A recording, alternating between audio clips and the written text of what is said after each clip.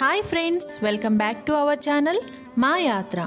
ఈరోజు నంది మండలంలో ఉన్నటువంటి నవనందుల ఆలయాలను దర్శించుకుందాం. ఈ ఆలయాలలో ప్రధాన ఆలయమైనటువంటి మహానందీశ్వర ఆలయం కర్నూలు నుండి 96 కిలోమీటర్ల దూరంలోను, నంద్యాల నుండి 18 కిలోమీటర్ల దూరంలోను, ఆత్మకూరు నుండి 68 కిలోమీటర్ల దూరంలోనూ ఉంటుంది.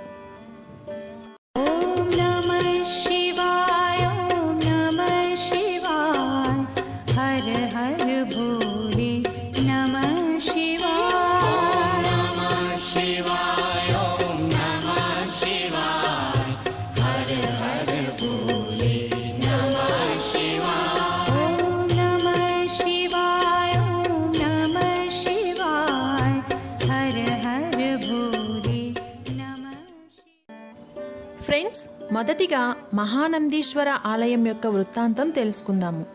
పూర్వం నందమహారాజు పరమేశ్వరుని యొక్క అభిషేకం కొరకు పాలను పంపించవలసినగా గోపవరం గ్రామానికి చెందిన గోరక్షకులకు బాధ్యతను అప్పగించెను. ఆ గోరక్షకుల ఆవుల మందలో ఒక ఆవు ప్రతిరోజు పాలు లేకుండా రావటం గోరక్షకుడు గమనించాడు. దీనికి కారణం తెలుసుకోవాలని ఆ గోవుని వెంబడించగా ఆ గోవు ఒక పుట్టలో బాలునికి పాలని ఇవ్వడం గమనించాడు.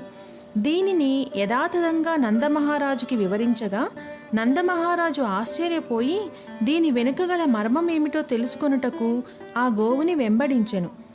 ఆవు ఎప్పటిలాగానే పుట్టపై నిలిచి పాలధారను పుట్టలో ఉన్న బాలునకు ఇవ్వడం జరిగింది. నందరాజు ఆ పుట్టలో ఉన్న బాలుడు ఎవరో చూడవలెనని కుతూహలంతో ముందుకు కదలగా అలికిడై ఆ బాలుడు అదృశ్యమయ్యెను. ఆ అలికిడి విన్న గోమాత తొందరలో ఆ పుట్టను త్రొక్కినది. అలా త్రొక్కినప్పుడు ఆ ఆవు యొక్క గిట్టల ముద్రలు పుట్టలో ఉన్నటువంటి శివస్వరూపం మీద ముద్రించబడినవి. ఆ బాలకుడి అదృశ్యంతో నందమహారాజు విచారంతో వెనుతిరిగెను. ఒకరోజు స్వామివారు నందమహారాజుకి స్వప్నంలో కనపడి, ఈ నంది మండలంలోనే నందీశ్వరుల వారు తన కొరకై ఘోర తపమును చేశారని చెప్పి ఇక్కడ ఉన్నటువంటి 9 స్వయంభూలింగములకు ఆలయాలు నిర్మించమని కోరెను. ఫ్రెండ్స్, ఈ మహానంది ఆలయంలో 3 పుష్కరిణులు ఉంటాయి. వాటిని రుద్ర, విష్ణు, బ్రహ్మ పుష్కరిణులు అని అంటారు. ఈ 9 ఆలయాలలో మొదటి ఆలయాన్ని ప్రథమ నందీశ్వర ఆలయం అంటారు.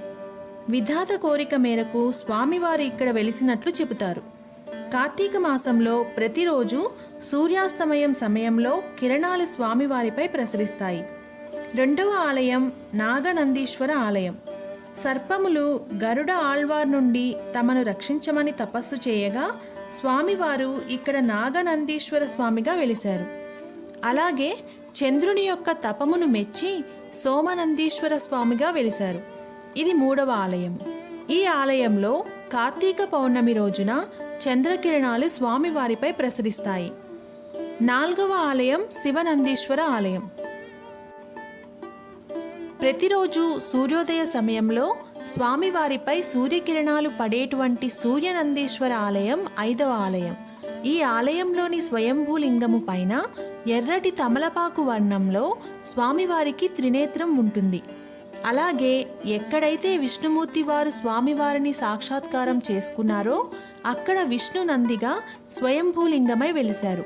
ఇది ఆరవ ఆలయం. ఈ ఆలయంలో పాలరాతితో చేసినటువంటి ఆవు ఉంటుంది. పూర్వం క్రూర మృగాలు ఈ పాలరాతి ఆవుని నిజమైన ఆవుగా భావించి దాడి చేసిన గుర్తులు ఇప్పటికీ ఉంటాయి. ఏడవ ఆలయం మహానందీశ్వర ఆలయం. అలాగే విఘ్నేశ్వర స్వామివారి కోరిక మేరకు వినాయక నందీశ్వరునిగా స్వామివారు వెలిశారు. ఇది 8వ ఆలయం. 9వ ఆలయం శ్రీ గరుడ నందీశ్వర ఆలయం. పూర్వం గరుడ ఆళ్వార్ వారు తల్లి దాస్య విముక్తి కొరకై అమృత కలశాన్ని తెచ్చేందుకు తనను అనుగ్రహించమని ఘోర తపస్సు చేయగా స్వామివారు ఇక్కడ గరుడ ఆళ్వార్ వారిని అనుగ్రహిస్తూ గరుడ నందీశ్వర స్వామివారిగా వెలిశారు.